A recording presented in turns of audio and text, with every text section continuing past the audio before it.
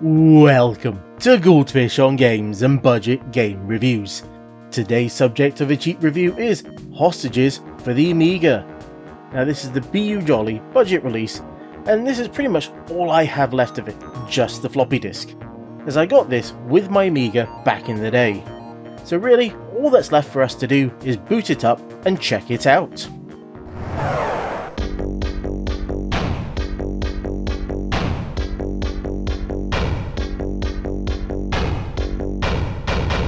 An embassy has been overrun by a group of terrorists. Stop. Their demands are unacceptable. Stop. It's up to you to free the embassy and disarm the terrorists. Stop. Intervention required now. Stop.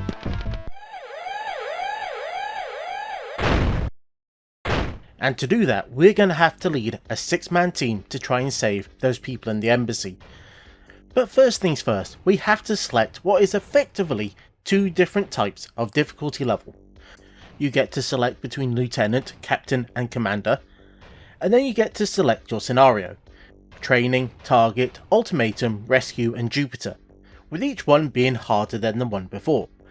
But really, they are all the same, with just some minor changes. Though I will say the one thing you have to remember about the training is there's no hostages to rescue. And after selecting a rank and a mission, we get to start the game proper. Well, after the loading screen. And here we'll get to see the tactical map. Now those 3 X's are where we're meant to position our Special Forces units. Though to be honest, if you really wanted to, you can actually place all of them on the same X. So it's something to keep in mind, particularly when you find out that you're timed. So we're going to have to move our 3 snipers into position. We have Delta, we have Echo, and we also have Mike.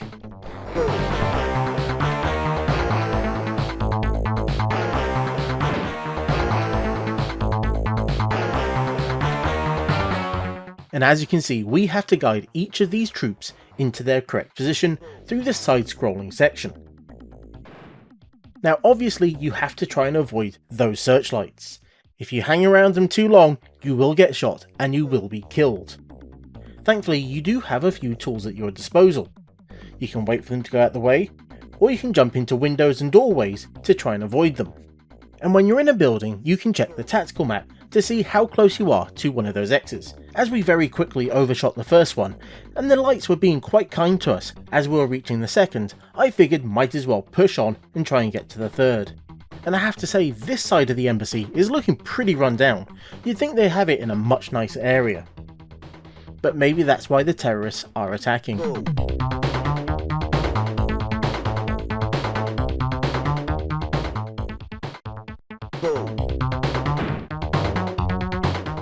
And once you get one of your men into position, their icon will change on the map, and they can just use the F keys to switch to a different one. You can switch character at almost any point, but I tend to only do it once I've got one of them into position.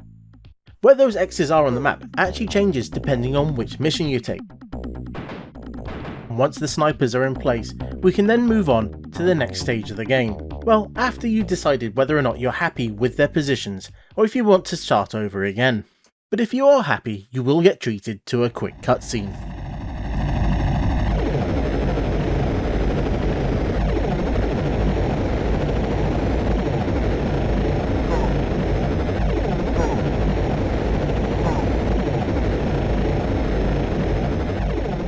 And with your 3 new members in place, it's time to take the fight to them. And your first way of doing this is with your snipers. As we can see, we've got Delta checking out the building through his scope.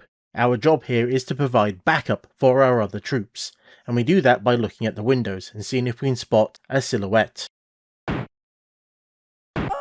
Now you do have to be very careful, as there are 2 types of silhouette. One is for the hostages, the other is for the terrorists, and they are subtly different. And if you think a side has been secured, you can then change to a different sniper. This is where having one at all 3 sides comes in handy. But to be honest, it's not all that necessary to have one at each side, as you can just decide to ingress from one side only. So as long as you're covering that, then you're pretty much safe. And to be honest, you don't even need to use the snipers at all, as at some point you're just going to have to enter the building. And to do that, we all select one of our 3 new members: Hotel, Tango and Bravo, and pressing the fire button will move them around the building. And then you've got to try and abseil into one of the windows. And if you get all your timing right, then you will make it inside. And to be honest, this is where I always used to stop playing. Not because I wanted to, because the game would always crash. So it wasn't until much later until I was able to actually play this level. Now I don't know whether or not it was the disc that was broken, or whether or not it wasn't all that compatible with the Amiga 500 Plus. Now there is a lot to take in here. We have this full 3D world where we have to try and explore. We have a mini-map on the left, and this will tell us where people are, so all the terrorists are orange dots. And if we go down the next floor, we find we've got the hostages, and they're the white dots. Now worryingly, there's only 3 dots here. There should be 4 hostages, so we might have accidentally killed one with the sniper earlier. Now if you're lucky, you can just take the 4 hostages and move them into this room, the very top right hand side. If you manage to do that, then you'll actually complete the level. Obviously the other way to complete it is to clear the building out of all the terrorists. Now this is obviously harder to do because they will shoot back at you, and they can also grab the hostages and use them as human shields.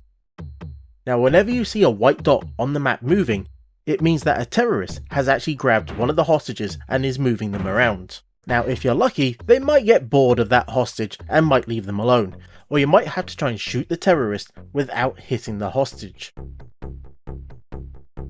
And this just goes to show it's not all that easy to take down those terrorists. They will shoot back at you, and they are pretty good if you give them a chance.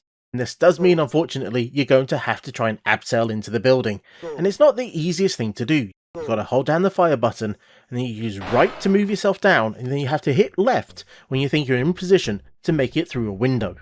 This can easily be one of the more harder things that you have to do, or at least until you get the timing down, and then it's not too bad. But trying to learn it initially can be a real pain, because if you do it wrong, you will fall off the building and die. And obviously, if you lose all your team members, then it's game over. Or at least it'll give you this newspaper that will tell you that you failed.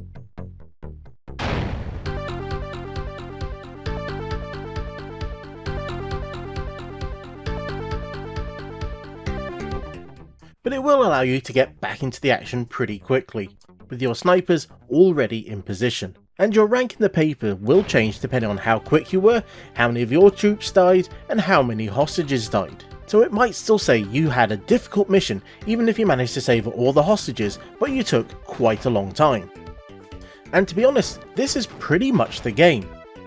Now remember at the beginning when we got to select which rank we were and which mission we played, as it will either show you where the hostages and the terrorists are, where people are in general, or I believe nothing unless you've spotted someone, with the mission selection effectively setting the difficulty level of the terrorists. Though it will move some of those X's around the map as well. Now as it stands, it's actually a pretty fun game. But I do say I think it is missing some content. If they had multiple different maps, I think it would have helped the game out immensely. I also think the snipers could have been utilised more. Imagine if you had to use them initially to try and scope out the rooms and work out which ones actually had people in it. Now amazingly, this actually got ported to the NES of all things and was called Rescue the Embassy Mission. And what I've seen of videos, it actually looks pretty faithful to this original game. And even managed to include some of the smaller touches, like those side-scrolling bits, as if you go into a doorway or a window, the music will actually tone itself down slightly, as you're sat there waiting to come out. And there we have it, a quick look at a relatively short game. And until next time, I've been the Goldfish, that was Hut Hut Hut Hut Hut, and this has been Goldfish on Games. Thank you for watching this budget game review, I do hope you enjoyed it. And if you've got memories of this game, good or bad, I'd love to hear about it down in the comments. And if you really enjoyed the video, then there's buttons below that you know what to do with. Or if you're not sure yet, then there's 2 other videos on screen that you can check out right now.